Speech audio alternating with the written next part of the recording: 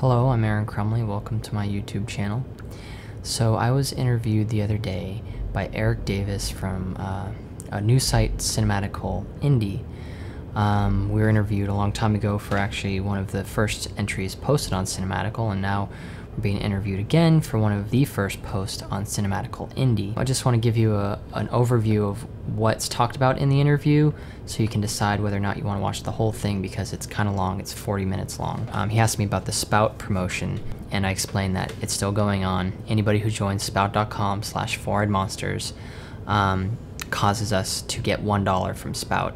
And then we talk about episode 9, and then we talk about, you know, how much work is entailed in doing all this stuff, how it's been 3.5 years of our lives, and how we've had various team members throughout the process helping with different phases of it. We go into how it's pretty much at, finally becoming a really amazing time to be getting your stuff out there as a filmmaker, and the vision of the done button comes up, which is just the idea that instead of spending 2 years of your lives distributing a film as we have, soon enough it'll all just be automated. Things will automatically distribute themselves, and there'll just be a done button, and that'll upload it, and it'll all just kind of seed out into file sharing, and just it all happen seamlessly.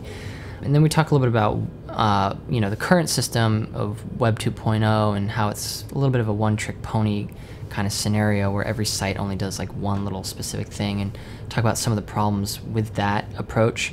And then the question comes up hypothetically, what would we do if we were coming out with a film right now, a new film right now today? How would we get it out there?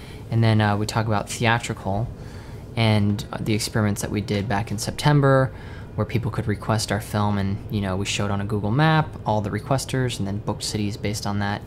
And then I talk about some of the Longtail tools that are available today, bside.com, YouTube, so on and so forth. And then what inspires Susan and I is a question that always comes up. And then finally we're asked, what was it like to be in a failing personal relationship and a failing business relationship all at the same time? And the funny thing is that he didn't actually ask me that. He asked me what it was like to be in a fairly new relationship and a fairly new business relationship. But needless to say, I answered the other question, and that was the final bit of our long interview. So here's the entire interview if you'd like to listen in the background while you're doing work or whatever. And if you have any other questions or any other interview inquiries, feel free to contact us at 4eyedmonsters@gmail.com. So how's it going? How's everything going right now? It's going good. Really happy with how it's worked out, like showing the film for free online. It's been the single most profitable thing that we've done, showing our film for free online because of the Spout thing. How much have you made through the Spout.com promotion? Spout is willing for it to go as high as 100,000 people signing up, and we get $1 for each one. So we've gotten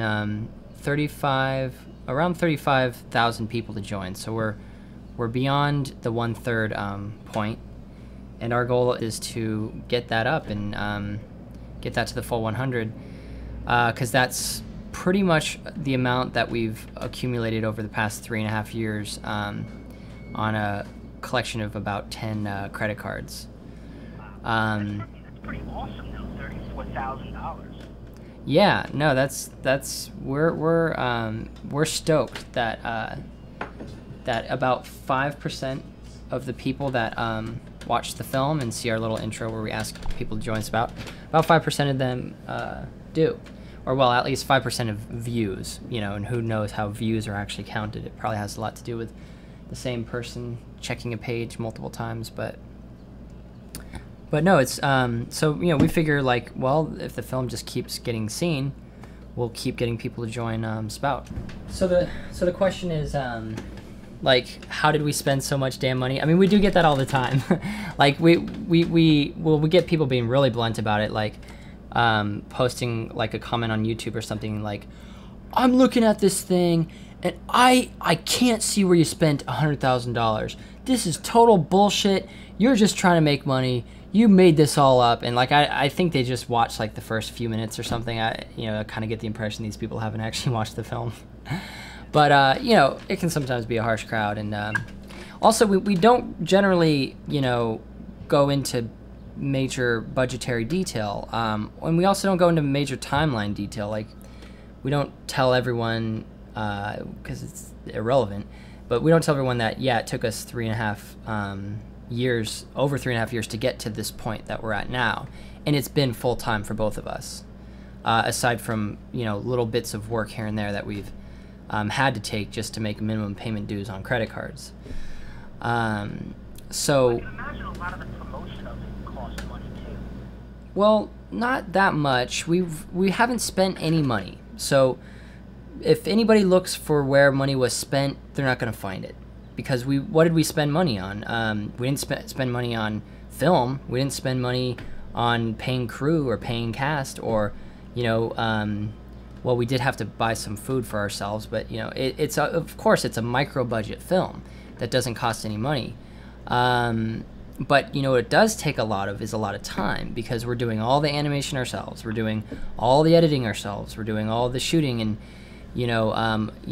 being in it, having to at a certain point we had to take acting classes because some of the scenes we were just like, we sucked too bad at them, we need to reshoot them. So all these things start stacking up, and it ends up just being extremely tedious. And then when you get into learning how the web works, and learning how to do websites, and learning how RSS works, and video distribution, and researching things, you could spend all this time and come up with like you could probably write a book or a thesis paper or something pretty substantial from the amount of like research that we've had to do just to even play in this space at all, because it's so brand new, and it's just everybody's doing unique things, and you need to know what everyone else is doing so you can kind of participate in the whole like new media stuff. So I don't know what to classify the costs as, other than it's just living. Like, we're paying our rent, we're buying food. I mean, if you do the division, $100,000 for 2 people, 3.5 years, that's below poverty level in terms of survival. So no, it's just expensive to be fully in something for a period of years. You mentioned something, you could write a book. Have you ever thought about even writing a book about how to get involved in the media, and how to navigate your way around all this stuff, how to promote yourself and how to promote your film? I mean, you seem to be breaking ground in a lot of things. You were first on MySpace Film, first film to show on YouTube. Have you ever thought about kind of sharing that and writing a book like that?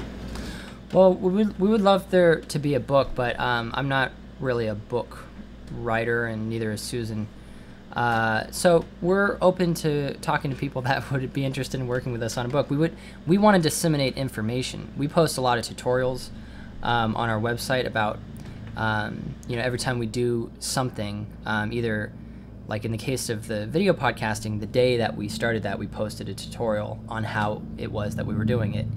And for the video responses, we've posted tutorials on how people can create video responses. We've posted tutorials on video editing techniques that we use. We're working on a tutorial right now about selling DVDs on B-Side, and how to like sell downloads of your film, and another tutorial on how to get good quality videos onto YouTube. And once they, if they open up to more users being able to use a 300 megabyte limit on a YouTube account, which means more filmmakers able to post feature films, we'll post a tutorial on how to get your entire feature film up there at relatively decent quality. And we've posted tutorials on using DivX. So from a tutorial perspective, yeah, we try and like, there's a lot of theories that we don't always put out in our tutorials, but sometimes we put those in the blog. But in terms of just like, here is how you can do something right now today, here are the step-by-step guidelines on how to do it. It's a little bit tedious, but we try and like whenever we can get in there and make one of those things and post it on the tutorial section of the site. grown a pretty massive fan base through all this. Is there pressure to deliver new content all the time? You know, and how many times a day did someone ask you, what are you guys doing next? I thought you were going to say, how many times a day does somebody bring up episode 9? Well, we were just talking about it today. Well, you know, people, it's interesting when people ask what's going on next. You know, it's kind of, I'm curious what people expect. Not that I'm going to necessarily cooperate with what they expect, but I just kind of would like to sort of know what they might be expecting. So, you know, it's pretty regular basis since the film's been up on YouTube that people are expressing wanting to see another film from us, which is kind of cool to hear. And then, you know, previously we had really like played up this episodic series of, you know, episodes 1 through 8, and it seemed like for a while like we were going to keep doing that in that same format. But so people regularly check in with us about like, hey, whatever the hell happened with you guys were posting episodes, and they were like, the last one ended on this big cliffhanger. What the hell? So people are pretty like... I feel the same way, by the way, because I loved all of those episodes, and it did end on a cliffhanger. It's just like the wrongest thing we could possibly do. But see, we didn't really think it through. In fact, I mean, I hate to just like deflate us, because I know sometimes people are like, wow, these kids are really smart. They've done some really clever things here. But trust us, there's no masterminding. Like, we're just kind of rolling with the punches. Like, we get in a situation, we get inspired to do something, we just start doing it. So like, we definitely didn't plan on like putting out episodes 1 through 8 and then dropping the ball and not coming out with 9. We had it, and we still have a rough cut. It's just, in fact, we did a survey at one point asking people, should we just post the rough cut, or should we wait until we have something that we truly believe in? And most of the people, the more people said that they wanted us to wait until we had something that we truly believe in. That's how dorky we're. We've even done, you know, and that's how participatory we're even trying to be. Because yeah, you know, we know that the project is beyond us. There's a lot of people involved, and it, you know, so we want to work with people on it. But the reality is that we haven't been happy with this version of what the video podcast could be, and so it's just been sitting on our hard drive, not doing anything. And we've also been extremely busy handling ourselves all of the deals that we need to make to get the film on TV, to get the film into some other countries, you know, getting the film on the various internet platforms. And that is a full-time endeavor alone. And that's connected to getting us out of debt a lot more so than posting more episodes, which is kind of a sad reality. I mean, I hope someday we're going to be in a world where, you know, audience appreciation and monetary stability are kind of like lined up, but we've definitely proven we're not in that world today, because we did a popular video podcast consistently, and the only way that was possible was living in Susan's parents' basement with 0 expenses, which of course is a kind of get out of jail free to any creative out there who wants to like just make it happen and just whatever, just get it done. But it tries your relationships and your own soul to stay there too long. So we couldn't stay there indefinitely. So yeah, there's this kind of like gap and disconnect between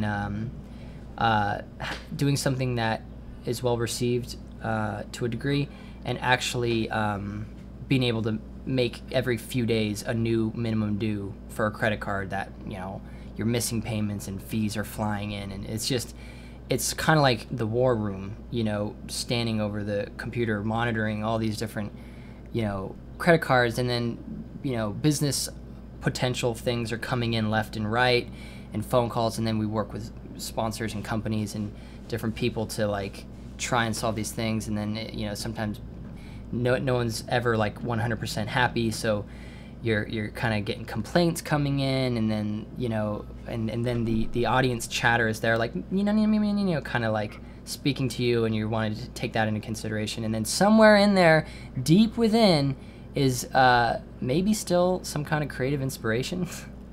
And so it's like that gets a little bit kind of thrown to the side in these in this kind of like battlefield that of all these other things flying around. Is that the most frustrating part of the business for you? That it takes so much work to promote, to get the work out there, that you kind of lose a little bit of that creative spark to do things? Yeah, I mean, that is something that I hate, being perceived as like bitching about things. So I don't want to sit around and complain like, oh, it's just so hard to get, your stuff out there. Because actually, it's an amazing time to be able to get your stuff out there. There are so many tools and technology opportunities, not only at our disposal now, but especially on the horizon. It's gonna be great, I think. So I would hate to complain, oh, the problem is it's just hard to get this stuff out there. But I think that our reality has been that, yes, it is hard to take care of your creations, because you make something and you don't want to just, throw your baby out the window or something.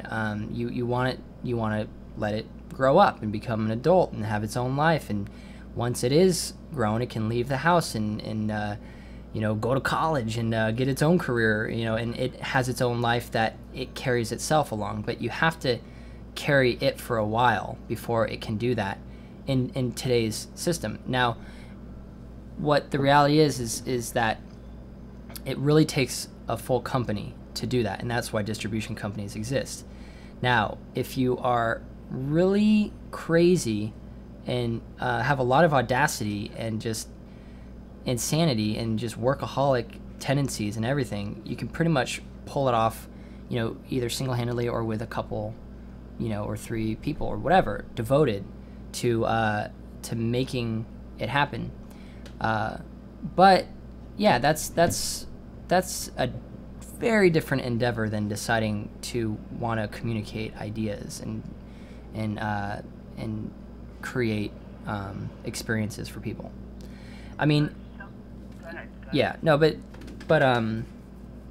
it is obviously part of making it happen. So you don't want to drop the ball. Basically, you want to see it grow up to its full potential. And but what I hope, though, is that eventually that will be possible without the tremendous amount of legwork. What I hope is that you can have a project and that on the software there can be a button that says done, and literally the second you have an idea that you feel comfortable with going out there and being like, this is my creation, whether it's a feature or a short or a video blog or whatever it is, you hit the done button and it's all one democratic playing field of videos, and it's social, curation starts setting in, and the people who have already said they want everything from a particular creator get it immediately, and then it immediately starts getting rated and flagged as things that are, particular topics and different things that people are interested in. A particular person has their whole group of friends, and a lot of them look at this thing maybe, and then that causes it to show up in their radar. And all of this can happen. All this happens today through email and iChat and in a very manual process, and instant messenger. But I think that technology is changing and social networking is changing, so that there's going to be a very automatic kind of process to it all. And I don't think you're going to have to upload it to 10 different websites or call up people and make deals about like, oh, well, now what should we do with it theatrically or DVD or whatever. It's like, I think it's going to eventually arrive at it all just being one thing. You hit the done button and you're literally done. But of course, that's sort of like a digital utopia that doesn't completely exist, and probably never will completely. But I think that that is the direction that people are striving towards in making their little components, whether it be YouTube or podcasting or even Facebook or MySpace or Twitter or any of these little small one-trick pony tools. I think the vision is for it to all work seamlessly together, and so that's kind of why I'm willing to take one for the team, as everyone else is who's actively doing this stuff right now. to say, well, okay, eventually this will all be a lot easier, so let's really just pedal to the metal and like keep trying to make stuff happen, even though there's tons of resistance and it's not always creative. You know, this kind of distribution, new media stuff is not always a creative thing. Now, have you, if and when you do make another film, is this how you're going to get it out there? Will you just go straight to the online, or will you go the festival route again and trying to find distribution? Will you go down that route? Well, it's kind of irrelevant until we have another film, you know, completed. But, you know, to completely speculate, I really can't say. I mean, I could only say what I would do today if I had another film. So completely hypothetically, I could say if I had a film right now, I would try and submit it to Sundance, because I think Sundance in Toronto and Cannes are still a good platform for the industry to become aware of a film. Now, chances are that it won't get accepted. So the very next thing I would do would be to release it. Now, this would need to be a final product, final complete thing, and this was hard with Four-Eyed Monsters. We actually changed our edit all the way up until like we posted it to YouTube. So we're crazy, and I don't know if I'll be that way the next time. I'll probably be a little bit more confident in the footage, and I probably won't need to make so many tweaks, I hope. But provided the thing is actually done and complete, I wouldn't show it at festivals unless it was completely done and complete. So if it didn't get in, I have this item sitting there, I would then release it on DVD and download, probably with B-Side, because I don't know, we've been working with them and they have a solid platform for selling your own stuff very easily. You can get up and running quickly. Then with DVDs available, I would message all of the festivals and I'd say, listen, this is a good film. I don't want to submit. I just want you guys to look at the film, and if you want it, you know, buy a DVD, take it, put it in your festival, whatever. I'd focus on really small regional festivals that have strong core communities. I wouldn't focus on winning awards at the larger regional festivals. To me, I don't feel like that does anything anymore.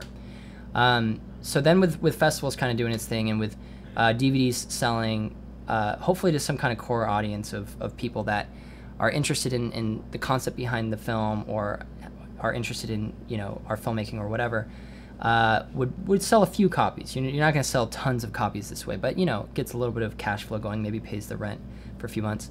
And then when that kind of like peters out, because, you know, you can only really sell so many copies online, I'd give the film away for free on the internet. And then, like we've done, ideally attached to some kind of sponsorship, but that could be a rare thing. I hope that more and more things like that can happen for other films, but I really don't know if it absolutely will. So, so it might be with a message saying, hey, support the film, get the DVD, or it might be with a message saying, hey, we've got a sponsor thanks to them, or even like, hey, go sign up on this thing, or, you know, whatever kind of, you know, essentially, yeah, like podcasts do this all the time. They thank their sponsors, and they make some of their expenses back by having sponsors. I think it's okay to put films out that way, especially short films too. So then when that kind of played out, I would sort of leave it as an option to then take it off the internet, and that's kind of the nice thing about some of these Web 2.0 video situations is, you know, you can take a video on YouTube to private, and then it's not available. And traditional distributors kind of really can't do a DVD release with a film, you know, out there like that. So then I would look for I would hope that the interest from giving a film away for free would spark broader release, because keep in mind, not everybody wants to sit around and look at this little matchbox of a window and see, you know, crazy life unfold in front of them. Like, a lot of people kind of just look at that and say, that's the last thing I'd want to do to spend time. People are pleasantly surprised, and that's what's been really great, is getting all the response of where people are like, I can't believe what I watched, like this entire thing. I don't even like YouTube or whatever. So it can be done, but it's really kind of like, it's kind of pushing the envelope of what people are willing to do on the internet, getting to watch a feature film online like that at the low resolution and everything. So there are much more ideal ways for the film to be experienced, and that's DVD. But you know what? People don't completely like buying DVDs off websites. They will if they're really behind it and it's something completely important. But to just be entertained by a film, it's almost just a little more convenient to go with a film that's kind of available like on your Netflix or your local rental store, or you know, even iTunes is a little bit more of a tried and true way of getting media than like buying off some filmmaker's website. That could change. That I hope that improves, because people should know that they are supporting any musician, filmmaker, anybody. They're supporting somebody tremendously when they buy from them directly, but that's for some reason not a commonly understood fact. So, Self-distribution becoming more popular down the line? What's that? Do you see self-distribution becoming more popular down the line? Well, I see self-distribution as definitely becoming more popular, like every single day, and ultimately becoming the standard. Because, you know, what do anybody who makes content would prefer to not have to use some third party to get that content out, even mainstream, you know, entities. If there was a system that kind of mimicked what our world is capable today of performing, which is just distribution of content worldwide everywhere from one click, then I think that every content producer, large, small, independent, whatever, would all ultimately find the value in embracing that, even though it could be a little rough in the transition there. Because, you know, whether you're creating content for a mainstream network and you're this sort of content machine, or whether you're just kind of like, you know, operating on your own integrity and your own ideas of things that you would like to express and explore. Either way, you know, that getting to an audience is really critical. So the way for that to happen most efficiently is something distributes itself. So I don't mean the filmmakers spending 2 years of their lives, you know, taking money from credit cards and family and broken relationships and friendships and disastrous life. I don't mean like a nasty scenario. I mean like the work is self-disseminating because of that. It's almost like the way BitTorrent works is brilliant. If there could be an industry that's based on that, that would be amazing. How have theater chains responded to self-distribution? Because I know that you did some work with theaters across the country. How did you find that worked out for you? Well, theater chains are not super into the concept of self-distribution yet. We were lucky to find 6 amazing theaters to work with that were very forward-thinking and totally got behind the Thursdays in September concept. Really, just because most of them just said, "We're curious. We want to see what's gonna happen," and everybody was pretty impressed with what was able to happen, because, you know, each Thursday, you know, the film showed once a week every Thursday, and each Thursday had more people coming out than the previous Thursday, and that kind of shows that, wow, you can show film once a week and word of mouth can actually grow, versus the normal model is that you try and create word of mouth with publicity and marketing dollars and all this stuff that most people don't have access to, and then you put it in the theater, and the opening weekend hopefully is strong, and then it only gets worse from there. But you hope that it started out so strong that, like, getting worse is not so bad. So the next week is, yeah, it's worse, but, you know, whatever. Most films only decline. So to see something actually like getting stronger and gaining in momentum, that's kind of a good concept. And then the most important part of that experiment was to show that you can have the audience decide what films play in theaters. And you know, if you look at spout.com, for example, you know, so well, first of all, we did this just for our own film. We let people request the film, and then by doing that, they're, you know, creating clusters of interest all over the country, and then we picked out the 6 top areas of the most amount of interest, and we booked the film there, which was a lot of work and effort, but at least we weren't trying to book it in like the wrong places. We were booking in a place that we knew it was going to do well. So if you look at Spout and the way their site works, once you kind of join up, and one of the ways that I use it is I just kind of organize the films that I plan to see, because people, send me emails and iChats and text messages and phone calls and all these different ways that I'm getting films, that are either in theaters or on DVD or something I should download or whatever.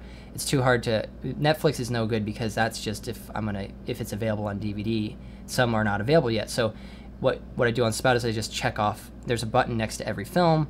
You search that film, you find it, you hit the button that says I want to see this film. So if you project ahead to either their site or other sites, or who knows who might build this tool, or if it's even going to be housed on one site, I don't have a clue. But the concept of being able to store and publicly share your interest in movies, and if you can also be publicly sharing your location, which of course changes from time to time, and you could basically, there could be an intelligent system that knows what people want to see, and because of digital projection, you could really be showing anything on a screen. You're not limited to what film prints were mailed to you, and you're also not limited to whatever company owns the hardware that installed the thing. The internet should allow. I download movies and watch them, on my computer. Foreign Monsters on YouTube. You can call up a YouTube page, watch it full screen. Theoretically, you should be able to have a theatrical jukebox to where anything can be shown there. It's just a matter of, well, what do people want to see? Who knows? Maybe they'll even decide via text message 2 minutes before the film actually starts. All kinds of crazy things could occur, and just like every other screen, our cell phones, our iPods, our TVs, our computers, we have taken over any surface, any screen that we get a hold of. Technology gives us the innovation to customize it to whatever we want. The thing that we have not been able to get as audience and as human beings, we don't have any control over what's going on the movie screens. It's just whatever Hollywood pumps out for the most part, and there's some indie labels, but it's really kind of about somebody else deciding, oh, this is what you have as an option. But I think that the ability for a really important documentary to be made in just like some bedroom somewhere or in some other country or whatever, and get out on the internet, and then everyone wants to see it, and they might want to see it in a theater, like that should be something they can check off and publicly share, and theaters would be much better off knowing this kind of information. They would maybe even stay in business instead of closing down like so many of them have to do when they're like art house theaters trying to show non-mainstream content.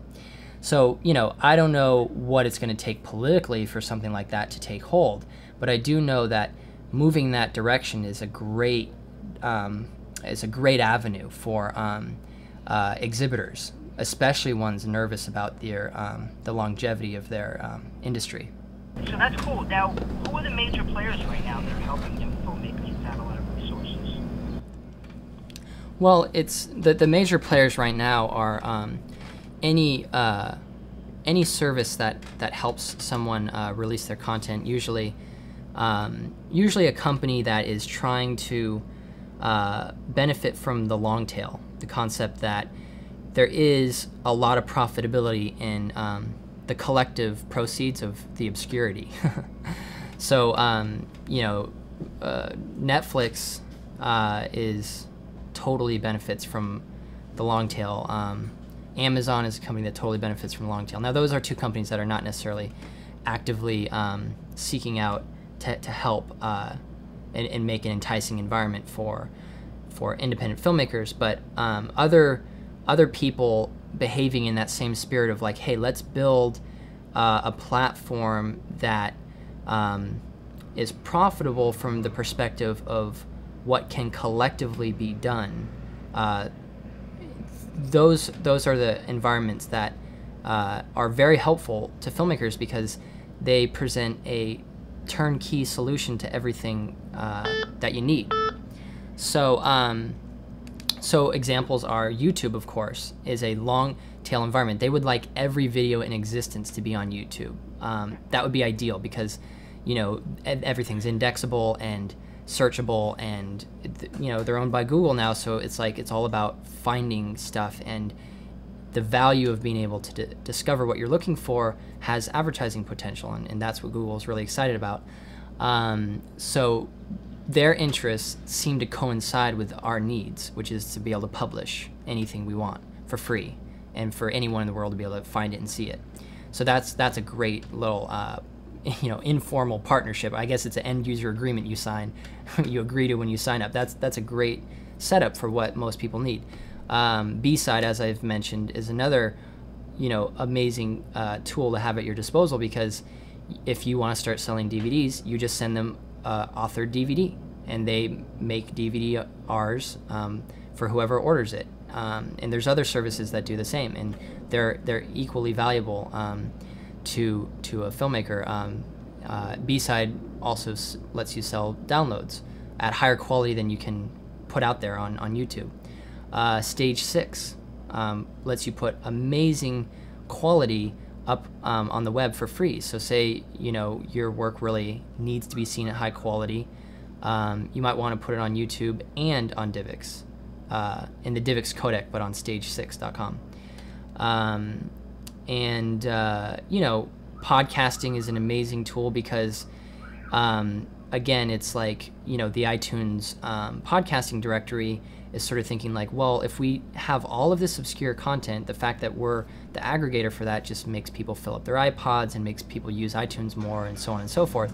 So them making that, them making their podcasting directory, any of the other people who've made podcasting directories on the web, all are trying to benefit essentially from the Longtail, but you as the Longtail get handed a platform for discovery, a platform for publishing, and you can do a lot with that. Blip TV, which we don't currently use but are going to start using, is another really, like, they're the closest thing to the one-click publish that I've been talking about. You put it in one place.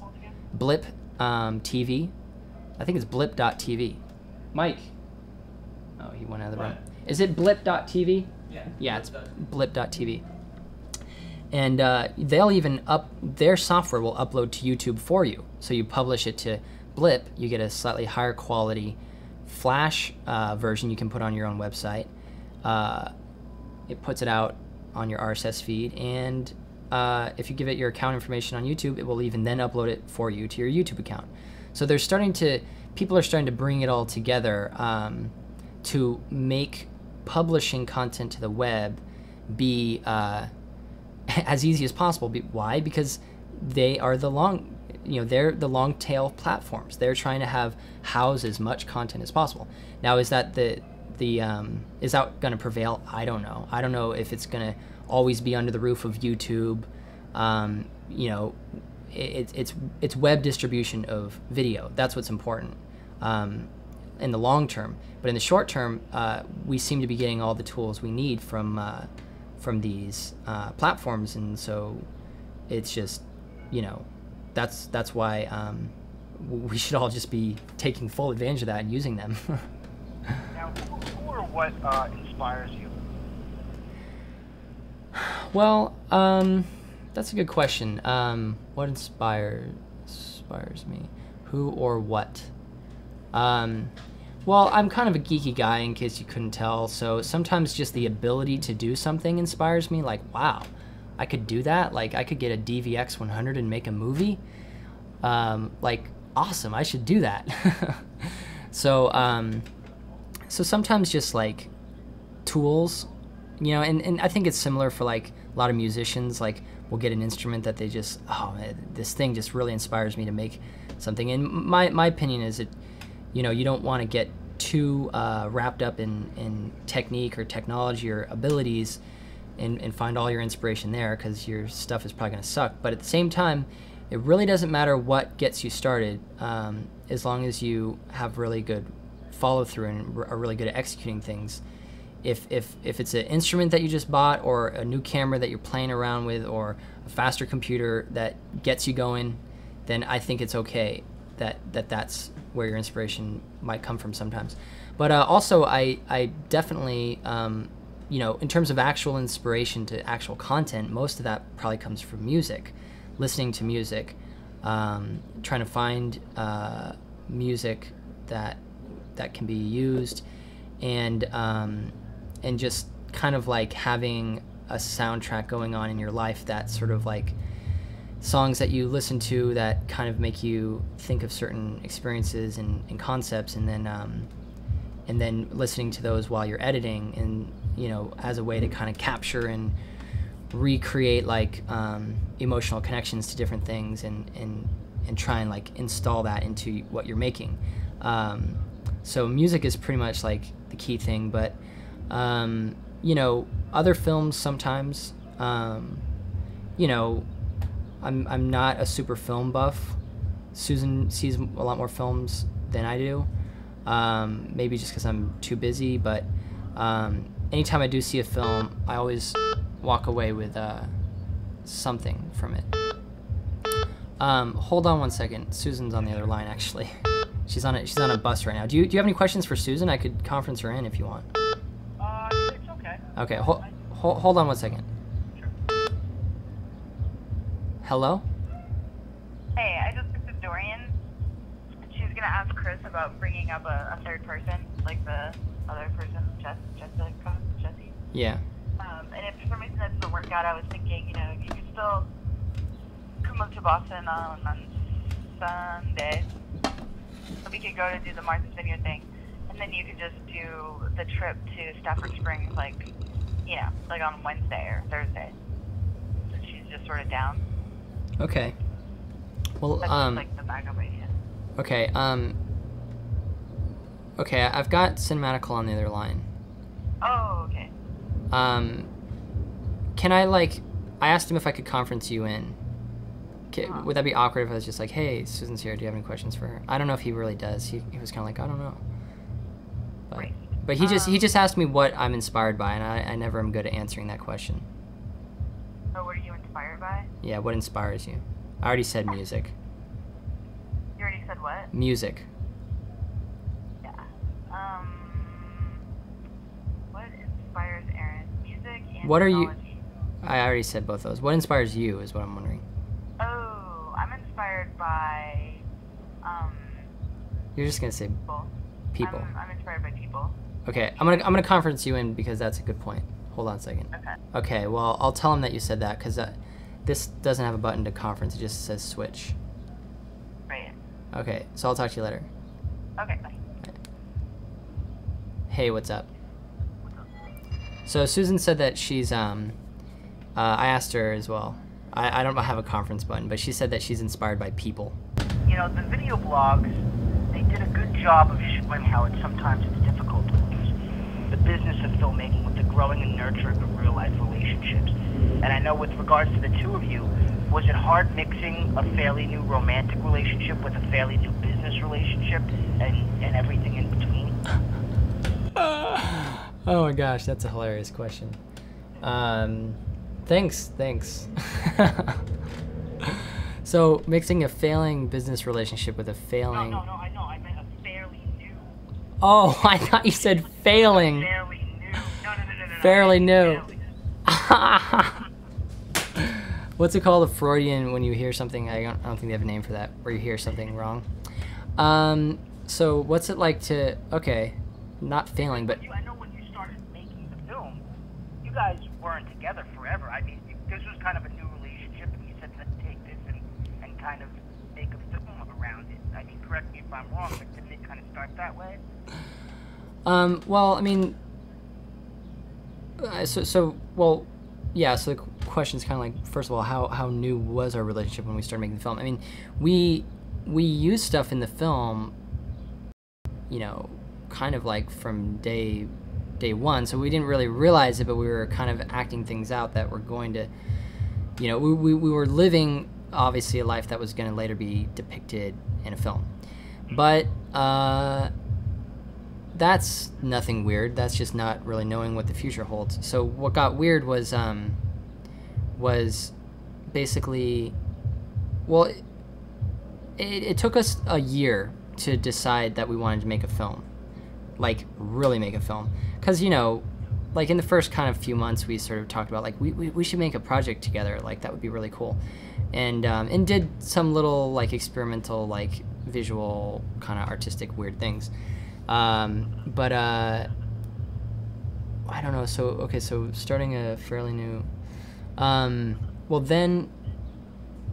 About a year. Well, we actually thought that maybe the project was going to be maybe like a art installation or something, so we could like have some video projections going and then some other artistic creations on the wall, and maybe paste up a bunch of things that notes we've written, if there's anything interesting on them, like cut them out or something. I don't know what the hell we were going to do, but we were talking about basically anything. It was wide open. There was no reason it had to be a film until we realized that actually the real value in creating something for other people would be just the story itself. Like, here was our experience, you know, just maybe there's value in seeing what our experience was, which is pretty much what any story or film, I think, pretty much is doing. It's just trying to convey some experiences. So, so from a story perspective, film is the best medium, and that's why we went with, okay, so we're making a film. So yeah, we were both really, it's just been pretty much weird since day one, since Susan and I have met. Like, you know, automatically we're doing weird things like chasing each other around with video cameras, and, you know, like, just, life has just been weird, and different. So to start making a movie was, yeah, like something neither of us had ever done. And then later to start deciding that, like, well, you know, we're in pretty deep financially. We should start thinking about some business opportunities now that we have this film and now that it's gone to some festivals or whatever. So that was, well, sure, you know, like, that might be kind of an ambitious thing, but it's all been so crazy anyways that, yeah, you know, every new thing just seems like kind of it makes sense to do. Like, it just seems like the natural progression. But so I don't know if I can really answer your question, because yeah, it's been weird, but also simultaneously it seemed like the way it should be. You know, the whole a lot of the time. But what I'll also address, though, what I thought you were asking, which was, what is it like to be both simultaneously in a failing relationship and a failing business? Because it feels that way almost all the time. You know, on the outside, if we ever pull off anything that works in terms of business, you know, like, you know, we're happy with having gotten the film on YouTube with this Spout sponsorship. But do you know how many sponsors we tried to talk to? You know how long our list of, like, oh, maybe we could talk to these guys, maybe we could talk to those, I don't know, how would we get in touch with them? And, like, you know how crazy it is to, like, have to tell Susan's parents, like, well, we're thinking that maybe eventually a company's just gonna give us all the money that we're, like, in credit card debt for. It's like, you seem like you're nuts, and you're pursuing a failing operation, and it just seems like it's a complete mess. And there's evidence all over the place that that's all the case. And so, yeah, you do feel like you're in, like, a sinking ship. But then, now and then, there's a little bit of light that glimmers through, and it seems like things are coming together slightly, and it's worth keeping on, and, like, you continue. And that dynamic is pretty similar to being in a relationship.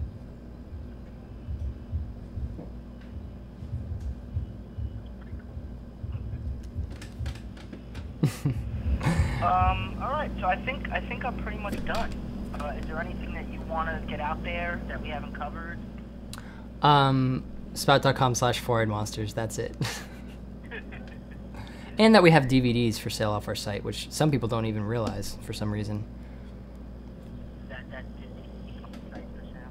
And I saw that, and it's really cool because I like the different packages that you have, where it's like one package is just mobile, and then mobile and online, and then mobile on and then DVD, and there's one where you get a shirt and a poster, and I like that. It's pretty cool. Yeah, we tried to create, like, a gradation. We might change that later, but that was our take on it. The main thing we liked about that is that none of the stuff is like has digital copyright on it or DRM or anything like that. It's all just a QuickTime file, and the DVDs you get from the site can be backed up onto your computer. We don't have like encryption or region protection. Anywhere in the world can play our DVDs. So we're taking the same approach as we take on the internet, which is completely open. All right. Well, good luck with it. And I know you mentioned TV before. Is there a TV still in the works? Or? Yes. Very likely Foreign Monsters will air on television someday. Where do you think you'd be going? IFC, Sundance, or what do you think? I think both channels are great channels. All right. I'll take that as we'll see. Listen, thanks a lot, man. I appreciate you doing this. Yeah, no problem. It was good talking. Okay, man. See you around. Take care, man. Okay, bye.